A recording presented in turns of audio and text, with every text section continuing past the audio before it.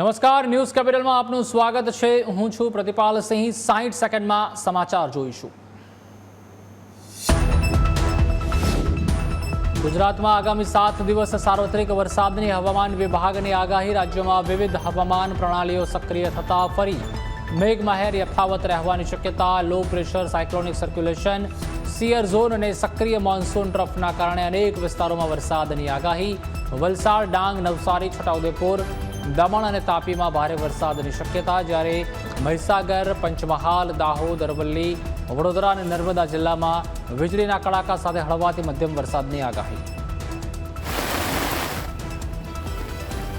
मछुआरों के लिए भी डे 1 और डे 2 यानी कि 16 और 17 तारीख के लिए चेतावनी जारी की गई है.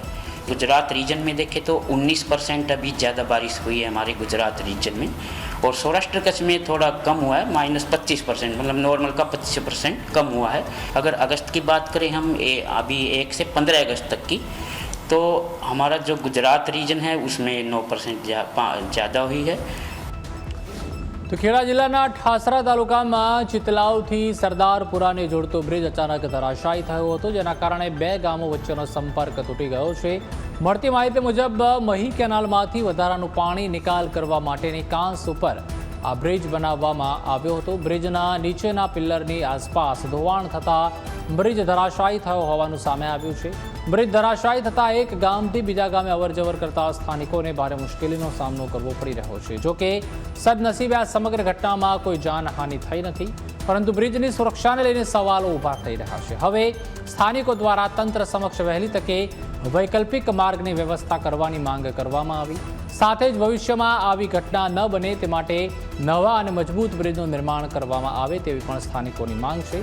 તંત્ર હવે આ મામલે ક્યારે કાર્યવાહી કરે છે તેના પર સૌની નજર છે. ત્યારે ચિતલાવ સરદારપુરાનો બ્રિજ છે તે ધરાશાયી થયો હતો. બ્રિજ તૂટતા બે ગામોનો સંપર્ક કપાયો છે. તો સુરત સિવિલ હોસ્પિટલના રેસિડેન્ટ ડોક્ટર હર્ષ પંડ્યાના આપઘાત કેસમાં મહત્વનો વળાંક આવ્યો છે. ખટોદરા પોલીસ સ્ટેશનમાં ડોક્ટર હર્ષના પિતાએ વધુ એક ફરિયાદ નોંધાવી છે. આ ફરિયાદમાં રેગિંગનો આરોપ લગાવી 4 સિનિયર ડોક્ટરો સામે આપઘાત માટે દુષ્પ્રેરણાનો પણ ગંભીર ગુનો નોંધવામાં આવ્યો છે. ત્યારે ફરિયાદમાં ડોક્ટર વસાવે નિરાલીબેન, ડોક્ટર અનુજ મહેશ્વરી, ડોક્ટર ગેવરિયા દિશિતા અને ડોક્ટર ભૂત હિનાબેનના નામનો પણ ઉલ્લેખ કરાયો છે. એન્ટી રેગિંગ સ્કોડના નામે એન્ટી રેગિંગ સ્કોડની જે ભલામણ હતી એ મુજબ બાકીના 9 વિદ્યાર્થીઓ પર થઈ એ મુજબ એમના નિવેદન લેવામાં આવેલા છે. પણ આરોપીઓ જનરલી સામાન્ય રીતે પોતાની કબૂલાતો કરતા નથી હોતા, પરંતુ એમના જે સંયોગિક પુરાવા હોય છે એના આધારે પોલીસ આગળ ક્રોસ ઇન્વેસ્ટિગેશનમાં તપાસ કરતી હોય છે, જે તપાસ ચાલુ છે. અન્ય 2 ડૉક્ટર કેમ નથી આવ્યા એ જે આવેલા છે ડૉક્ટર એવું કહે છે કે વકીલની સલાહ રહી જશે, પરંતુ આજે અન્ય 2 ડૉક્ટરોને ફરીથી નોટિસ આપવામાં આવશે અને જો એ નોટિસનું પાલન નહીં કરે તો એમને કાયદેસર અટક કરી અને કોર્ટમાં રજૂ કરવામાં આવશે. તો સાબરકાંઠાના હિંમતનગરમાં ઊંચા વળતરની લાલચ આપીને રોકાણકારો પાસેથી કરોડો રૂપિયા એકત્રિત કરી છેતરપિંડી આચરવામાં આવી હોવાના ગંભીર આક્ષેપો સામે આવ્યા છે. કેસર વર્લ્ડ વાઇડ પ્રાઇવેટ લિમિટેડની નામની કંપની મારફતે બિટકોઇન અને યુએસડીટીમાં રોકાણના નામે લોકોને આકર્ષવામાં આવ્યા. રોકાણકારોના આક્ષેપ મુજબ તેમને દર મહિને 3% થી 10% સુધીના ફિક્સ વળતરની લાલચ આપવામાં આવી હતી. આ ઉપરાંત રોકાણ સંપૂર્ણપણે સુરક્ષિત હોવાની ખાતરી આપી અલગ અલગ પ્લાનમાં રોકાણ કરાવવામાં આવ્યું. કેટલાક રોકાણકારો પાસેથી રૂપિયા 3 લાખથી લઈને રૂપિયા 1 કરોડ સુધીની રકમ લેવામાં આવી. રોકાણકારોના જણાવ્યા પ્રમાણે કંપની દ્વારા સોશિયલ મીડિયા તેમજ બેનરો મારફતે પ્રચાર કરવામાં આવતો હતો. સંબંધ, વિશ્વાસ અને નીતિ જેવી ટેગલાઇનનો ઉપયોગ કરીને લોકોમાં વિશ્વાસ ઊભો કરવામાં આવ્યો. ક્રિપ્ટોકરન્સીમાં રોકાણ અને ઊંચા વળતરની વાતો કરીને લોકોને આકર્ષવામાં આવ્યા હતા. ત્યારે 1,34,000થી વધુની છેતરપિંડી આચરવામાં આવી હતી. તો આ તરફ અંબાજીમાં દાતા કોંગ્રેસ દ્વારા મહાસંમેલન યોજી શક્તિ પ્રદર્શન કરવામાં આવ્યું. 2027ની વિધાનસભા ચૂંટણી પહેલા યોજાયેલા મહાસંમેલનમાં મોટી સંખ્યામાં કોંગ્રેસના કાર્યકરો અને આગેવાનો ઉપસ્થિત રહ્યા હતા. આ સાથે દાતા કોંગ્રેસના નવા નિમાયેલા તાલુકા પ્રમુખનો પદગ્રહણ સમારોહ પણ યોજાયો હતો. કાર્યક્રમમાં જિલ્લા કોંગ્રેસ પ્રમુખ ગુલાબસિંહ રાજપૂત, સાંસદ જ્ઞાનીબેન ઠાકોર અને ધારાસભ્ય કાંતિ ખરાડી સહિતના આગેવાનો ઉપસ્થિત રહ્યા હતા. કોઈ હેલિકોપ્ટરમાં તો આવતો નથી, કોઈ પ્લેનમાં તો આવતો નથી, આ બોર્ડરોથી આવે છે. વિધાનસભામાં આટલો બંદોબસ્ત ગોઠવી શકતા હોય તો આ સરહદો પર જો બંદોબસ્ત ગોઠવાય તો એક ટીપું પણ દારૂ આવે ખરો? પણ કેમ આવે છે? કારણ કે દર મહિને લાખો રૂપિયાનો હપ્તો આ પોલીસ સ્ટેશન થી લઈને મુખ્યમંત્રીના કાર્યાલયમાં પહોંચે છે. તો અમદાવાદના ગીતા મંદિર બસ સ્ટોપ 2 પર સુવિધાઓના તમામ દાવાઓ પોકળ સાબિત થઈ રહ્યા છે. ન્યૂઝ કેપિટલના રિયાલિટી ચેકમાં તંત્રની બેદરકારીનો પર્દાફાશ થયો છે. નવનિર્મિત બસ સ્ટોપ પર સામાન્ય અને ડિલક્સ વેઇટિંગ હોલને તાળા લાગેલા છે. મુસાફરો માટેનું વોશરૂમ પણ બંધ રહેતા ભારે હાલાકી સર્જાઈ રહી છે. એટલું નહીં, મુસાફરોને બસની માહિતી આપવા માટે લગાવવામાં આવેલ LED ઇન્ફોર્મેશન સિસ્ટમ પણ ઠપ છે. જ્યારે ક્લોક રૂમ બંધ હોવાથી સામાન લઈને મુસાફરી કરતા લોકોને પણ મુશ્કેલીનો સામનો કરવો પડી રહ્યો છે. કરોડો રૂપિયાનો ટેક્સ ખર્ચવા છતાં જનતાને તકલીફનો સામનો કરવાનો વારો આવ્યો છે. રિયાલિટી ચેકમાં તંત્રની બેદરકારી સામે આવી હતી. मैं बाहर खड़े होकर इंतजार कर रहा हूँ.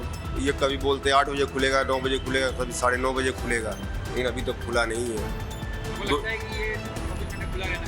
हाँ, बिल्कुल खुला रहना चाहिए भाई. जो हम ही लोगों के लिए है तो खुला तो रहना ही चाहिए, लेकिन खुला नहीं है तो फिर क्या किया जाएगा. તો જૂનાગઢના ભવનાથમાં યોજાયેલા મહાશિવરાત્રિ મેળામાં કરોડો રૂપિયાના ખર્ચમાં મોટા પાયે ગેરરીતિ અને ભ્રષ્ટાચારના આક્ષેપો થયા છે. RTI હેઠળ મળેલી માહિતીના આધારે વિપક્ષ કોંગ્રેસે દાવો કર્યો છે કે મેળાના આયોજનમાં વર્ક ઓર્ડર ઇસ્યુ થાય તે પહેલાં જ બિલો બનાવી દેવામાં આવ્યા હતા. આ સાથે કલાકારોને ચૂકવાયેલી રકમમાં પણ મોટો ગોટાળો સામે આવ્યો છે. વર્ષ 2025ના મેળામાં જે કલાકારોને માત્ર 5 થી 10 હજાર રૂપિયા ચૂકવ્યા હતા તેમાં ગોટાળો હતો. મેથલી ઠાકુર જે ભાજપના ધારાસભ્ય છે, એમને 24 લાખ રૂપિયાનું બિલ અને 2.5 લાખ રૂપિયા એમની પ્લેનની ટિકિટ, ત્યાંથી અહીંયા આવવાનું વાહન ભાડું, એમને બોર્ડિંગ રહેવાનો ખર્ચ 19,000, એવી રીતના ગોરી મ્યુઝિકને 10 લાખ રૂપિયા, પાર્થ ઓઝાને 12 લાખ રૂપિયા, ગીતાબેન રબારીને 12.5 લાખ રૂપિયા તથા રાજભા ગઢવીને 4 લાખ રૂપિયા, આવી રીતે 89 લાખ એવા ઇવેન્ટને આપવામાં આવ્યા હતા. અને આ બિલ છે એ પહેલા મંજૂર થઈ ગયું હતું, પ્રમાણિત કરી નાખ્યું, ત્યારબાદ એમનો 17 માર્ચે વર્ક ઓર્ડર કાઢ્યો. સુરતના એમ્બ્રોઇડરી ઉદ્યોગમાં હજારો કામદારોએ હડતાળ પાડી ઉગ્ર વિરોધ નોંધાવ્યો. અમરોલી અને કતારગામ વિસ્તારમાં આવેલી અંજની ઇન્ડસ્ટ્રીમાં કામદારો દ્વારા મશીનો બંધ રાખીને કામકાજનો બહિષ્કાર કરવામાં આવ્યો. સમગ્ર મહિના દરમિયાન નિયમિત રજા ન મળતા કામદારોમાં ભારે રોષ જોવા મળી રહ્યો છે. કામદારોની મુખ્ય માંગ છે કે દર રવિવારે ફરજિયાત સાપ્તાહિક રજા આપવામાં આવે. કામદારોનું કહેવું છે કે અઠવાડિયામાં 1 દિવસની રજા મળવી જરૂરી છે. ત્યારે મશીનો બંધ અને ઉત્પાદનને પણ તેના કારણે અસર છે તે પહોંચી છે. એમ્બ્રોઇડરી વર્કર્સની કેટલીક ડિમાન્ડ માટે એમ્બ્રોઇડરી વર્કર્સ આજે રજાનો દિવસ હોય ભેગા થયેલા. પોલીસ વિભાગ દ્વારા તેમને સમજાવટથી હાલમાં મામલો થાળે પાડવામાં આવેલો છે. કોઈપણ પ્રકારની કાયદો અને વ્યવસ્થાની પરિસ્થિતિનો પ્રશ્ન હાલમાં નથી અને તેઓનો જે પણ પ્રશ્ન છે તે લેબર કમિશનર તથા લાગતા વળગતા વિભાગ સુધી પહોંચાડવાની જે વર્કર્સ છે તેમને ખાતરી આપવામાં આવેલ છે. શાળા સંચાલકો દ્વારા મુખ્યમંત્રી અને શિક્ષણ મંત્રીને મહત્વની રજૂઆત કરવામાં આવી, જેમાં બાળકોમાં વધતા ગંભીર રોગોને ધ્યાનમાં રાખીને શાળાથી 100 મીટરના વિસ્તારમાં જંક ફૂડના વેચાણ પર પ્રતિબંધ મૂકવાની માંગ કરવામાં આવી. સાથે જ શાળાની તમામ કેન્ટીનનું ફરજિયાત રજીસ્ટ્રેશન કરી હલકી ગુણવત્તાવાળા ભોજનને અટકાવવા માટે કડક નિયમાવલી બનાવવાની પણ માંગ કરાઈ છે. જંક ફૂડ ઉપરાંત નશાકારક પદાર્થોથી બાળકોને દૂર રાખવા શાળાઓમાં ગુજરાત રાજ્યમાં શાળા સંચાલક મહામંડળ ખૂબ સ્પષ્ટ છે કે અમારી શાળાઓની અંદર અમારી શાળાઓની જે કેન્ટીનો છે તેમાં પણ જંક ફૂડ ન વેચાવું જોઈએ અને જંક ફૂડ એ વિદ્યાર્થીના હેલ્થ માટે પણ નકામું છે. પોતાના બાળકને શું પીરસવામાં આવે છે, શું આપવામાં આવે છે એની પણ ચકાસણી કરવી જોઈએ. એ સંજોગોમાં સરકારને અમે લખ્યું છે કે આના માટે એક SOP બનાવો અને એ SOP પ્રમાણે સંસ્થાઓ જો કામ ન કરતી હોય તો તેની સામે કડક કાર્યવાહી કરો. તો ભરૂચમાં 23 લાખ રૂપિયાનો દારૂ ઝડપાયા બાદ નર્મદાના સાંસદ મનસુખ વસાવા આક્રમક બન્યા. દારૂના જથ્થા મામલે તેમણે ભરૂચ પોલીસને અભિનંદન આપ્યા છે, પરંતુ વોન્ટેડ જાહેર કરાયેલા દિનેશ શાંતિલાલ વસાવાને લઈને પોલીસ અને ભાજપ સંગઠન સામે સવાલો ઉઠાવ્યા છે. મનસુખ વસાવાના જણાવ્યા મુજબ દિનેશ વસાવા મોટો બુટલેગર છે અને 15 વર્ષ પહેલા પણ તેની પાસેથી 3 કરોડ રૂપિયાનો દારૂ ઝડપાયો હતો. ઇંગ્લિશ દારૂ દમણથી જે આવતો હતો એ મુદ્દામાલ સહિત 33 લાખનો દારૂ પકડ્યો. એ માટે ભરૂચ એલસીબી પોલીસને હું ખૂબ ખૂબ અભિનંદન આપું છું. મેં લિસ્ટ આપ્યું છે આ બધા બુટલેગરોના, જ્યાં મોટા મોટા બુટલેગરો છે. નર્મદાના એસપી ને લિસ્ટ આપ્યું છે. તો ભલે ભાજપમાં હોય પણ ભાજપની અંદર આવા ઘણા બધા લોકો છે કે કોંગ્રેસમાં હતા, તે લોકો આજે આવા ધંધા કે રેત માફિયા પણ ઘણા એવા જે છે કે રેતી સાથે જોડાયેલા મોટા મોટા કૌભાંડો ને દબાવવા માટે ભાજપમાં આવી ગયા છે. આગળ વાત કરીએ, નર્મદાના સાગબારામાં જંગલ જમીન ખેડાણનો મુદ્દો ફરી ગરમાયો છે. ત્યારે જંગલ જમીન પર ખેતીના હકને લઈને આદિવાસીઓના ધરણાનો આજે 9મો દિવસ છે અને 9મા દિવસે પણ આંદોલન યથાવત છે. આ દરમિયાન આદિવાસીઓએ સાંસદ મનસુખ વસાવાની મુલાકાત લઈ વર્ષોથી જંગલ જમીન પર ખેતી કરતા હોવાના પુરાવા પણ રજૂ કર્યા હતા. આદિવાસીઓના જણાવ્યા મુજબ વર્ષ 1988થી તેઓ અહીંયા ખેતીવાડી કરી રહ્યા છે. જે કેટલીક બે એવી ઘટના, દુઃખદ ઘટના ઘટી, એને લઈને જંગલ ખાતાએ બહાનું કાઢી અને આ લોકોનું ખેડાણ અટકાવી દીધું છે અને એમને રાબેતા મુજબ પહેલા 20 વર્ષથી ખેડતા હતા તે રીતના ખેડવા દેવું છે. એમની માંગણી છે જમીન આપવી એ શું કરવું એ પછીનો વિષય છે, સનદો આપવી એ પછીનો વિષય છે, પણ રૂટિનની અંદર જે ખેડાણ ચાલુ હતું એમનો ચાલુ કરી દેવડાવવું છે. જે ઉમરપાડાના લોકો ખેડે છે, ગુજરાતમાં આવા બધા કિસ્સાના ઘણી બધી જે ખેડે છે જેની પાસે સનદો નથી, હજુ પેન્ડિંગ દાવા છે, હજુ નવા ખેડાણો છે. મહીસાગરના લુણાવાડામાં જીબીએસના શંકાસ્પદ કેસોને લઈને તંત્ર સફાળું જાગ્યું. લુણાવાડાની જયશ્રીનગર સોસાયટીમાં જીબીએસના શંકાસ્પદ લક્ષણો ધરાવતા 3 કેસ સામે આવ્યા બાદ આરોગ્ય વિભાગ અને વહીવટીતંત્ર સતર્ક બન્યું. સમગ્ર મામલે કલેક્ટર અર્પિત સાગરે જયશ્રીનગર સોસાયટીની મુલાકાત લઈ સ્થિતિની સમીક્ષા કરી. મુલાકાત દરમિયાન સ્થાનિક રહીશોએ પાલિકાની કામગીરીને લઈને કલેક્ટર સમક્ષ રજૂઆત કરી હતી. મારી વિઝિટ થઈ છે જયશ્રીનગરમાં, જેમાં હેલ્થ ટીમને એક હેલ્થ ટીમ હતી જેમાં જે લોકોને સવાર 9 વાગ્યેથી 59 હાઉસીસના સર્વે કર્યા છે અને જો કોઈ બાળક કે માણસ હાઉસ ટુ હાઉસ થયા છે અને કોઈને પૂછવામાં આવ્યા છે કે કોઈને કઈ બીમારી કે કોઈ સિમ્ટમ્સ છે, તો જો જ્યાં સિમ્ટમ્સ મળે છે ત્યાં એમને હેલ્થ ટીમ ચેક કરે છે અને જો જરૂર પડે હોસ્પિટલમાં પણ મોકલે છે. બીજું ગણેશ સોસાયટીમાં પણ મારી વિઝિટ થઈ હતી જેમાં 61 હાઉસીસના સર્વે થઈ ગયું છે હવે સુધી.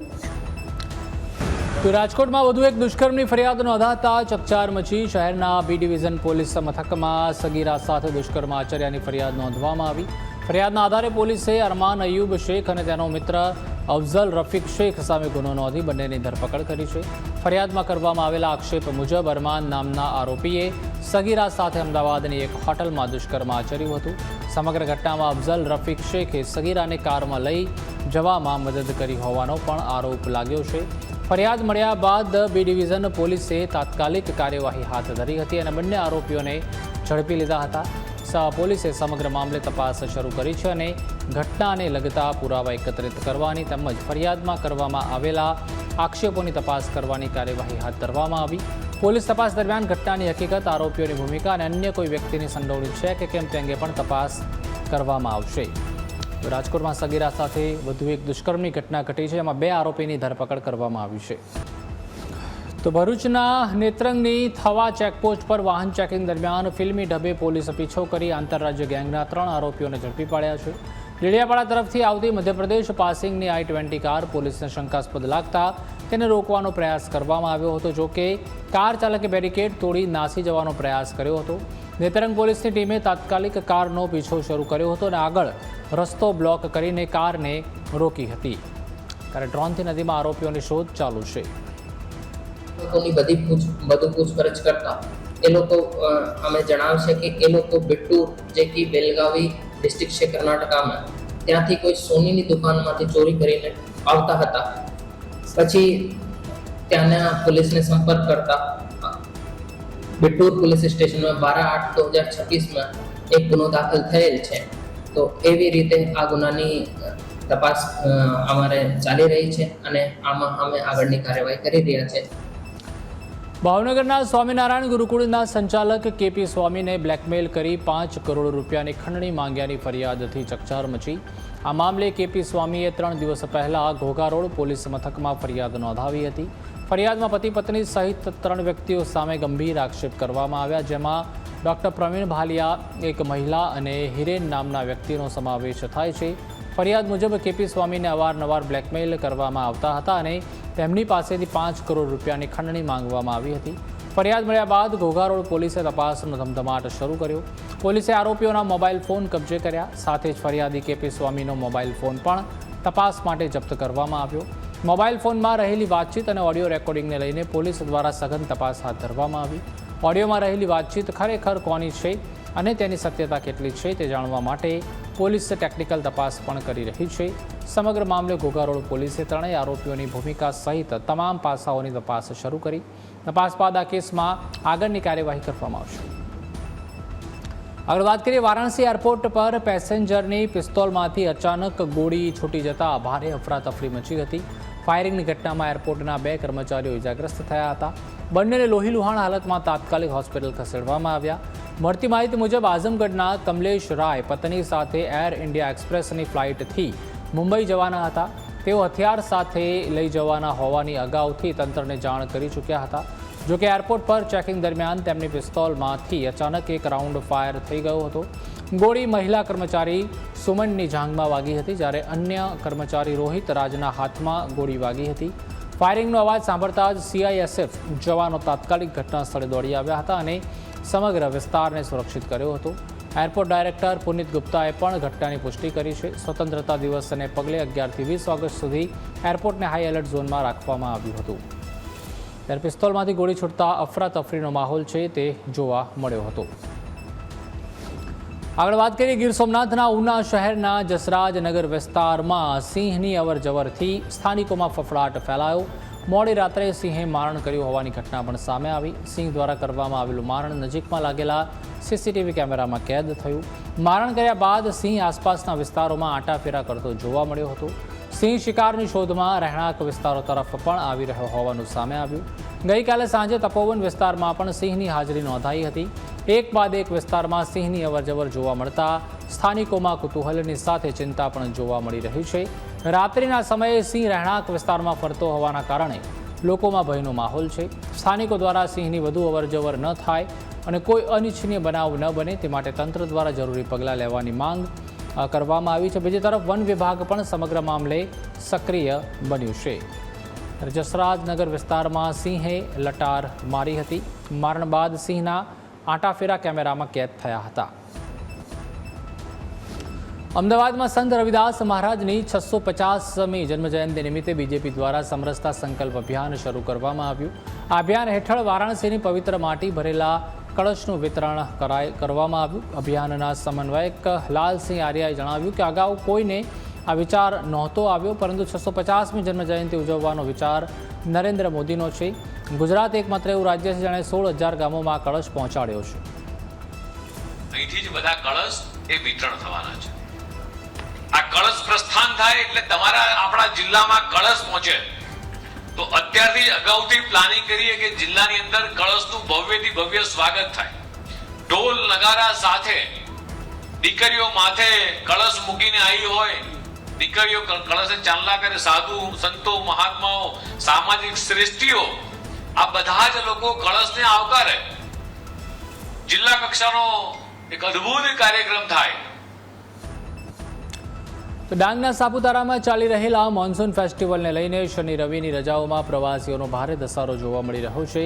મોટી સંખ્યામાં પ્રવાસીઓ ઉમટી પડતા પાર્કિંગ અને ટ્રાફિક વ્યવસ્થાની પોલ ખુલી ગઈ છે.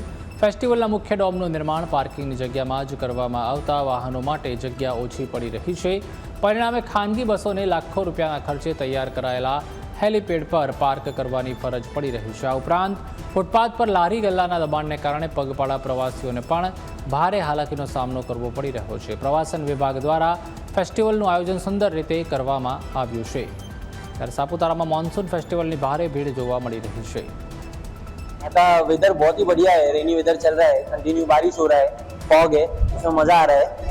लेकिन यहाँ का जो टूरिज्म मैनेजमेंट है, ट्रैफिक मैनेजमेंट है, वो बहुत ही बेकार जा रहा है। जैसे कि हमें नीचे से ऊपर आने के लिए काफी टाइम चला गया, आधा दिन हमारा उसमें ही वेस्ट हो गया। और बाकी मॉनसून फेस्टिवल के जो एडवर्टाइजिंग देखा था हमने रील पे, इंस्टाग्राम पे देखा था, उस हिसाब से यहाँ पर कुछ भी। तो बुलेटिन में हाल बस आटलू ज। બધું સમાચાર તેમજ અપડેટ્સ માટે આપ જોતા રહો ન્યૂઝ કેપિટલ। મને આપશો રજા, નમસ્કાર।